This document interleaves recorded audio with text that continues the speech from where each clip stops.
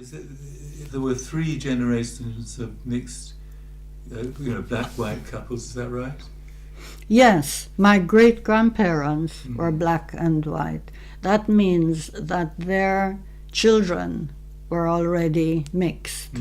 So my grandmother was already mixed. And her husband was a black Jamaican. I don't know a lot about him. He had a small business. It was he who had the small business in Kingston. And then my mother was the offspring of that union. So wait a minute, so his wife, my mother's mother is the daughter of the Manchester couple, black and white. So she was what you'd call mulatto. Yes. We'd call brown. She married. Is that high brown? Is that high the same? brown? Yes. High brown, yeah, light brown. But they varied in the family. She was one of 10. Some were very dark, and some were a bit paler. So you know, she just happened to be on the pale side of the range. And then she married somebody much darker than her. Just for all intents and purposes, a black Jamaican. But he was then urban in business. They had 5 children, of which my mother was one.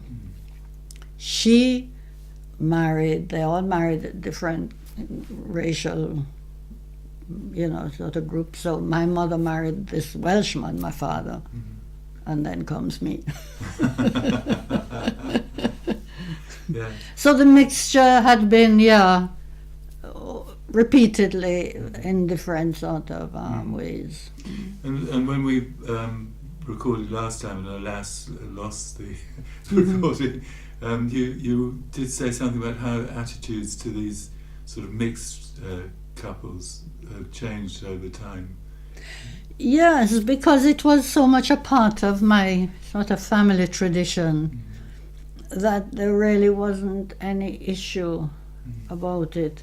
There were other racial groups in the family. Later, there were a couple of family members married Chinese and there were Indian influences. So we're pretty much a mixed Jamaican marriage, although predominantly you'd call it black or brown, rather than the other ethnic groups. But in terms of sort of broader history, do you think there are changing attitudes? Over time too.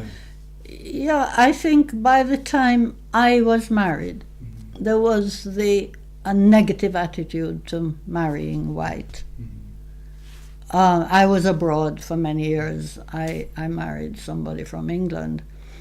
And I think by then, yes, there was a sort of negative, not in my family, but in the society generally. But you feel that earlier on it was not something that people noticed much?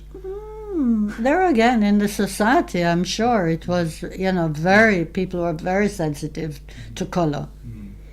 It's just that I suppose I was protected by the fact that within my family there were so many mixtures that it wasn't an issue. But in society generally, and I suppose it was an advantage socially to be brown, certainly, even if you didn't as a child realize it. Looking back, it was an advantage at that time.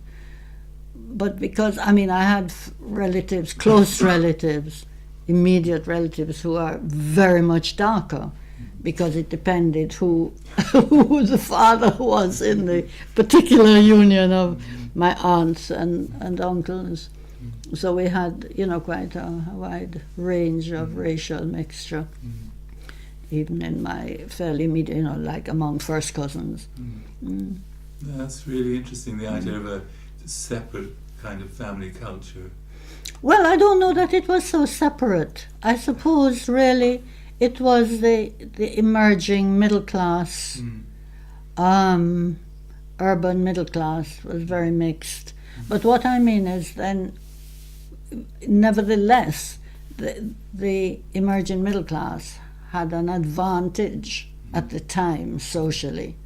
And then much later, in the 1960s, it became less of an advantage to be light-skinned and more of an advantage to be dark.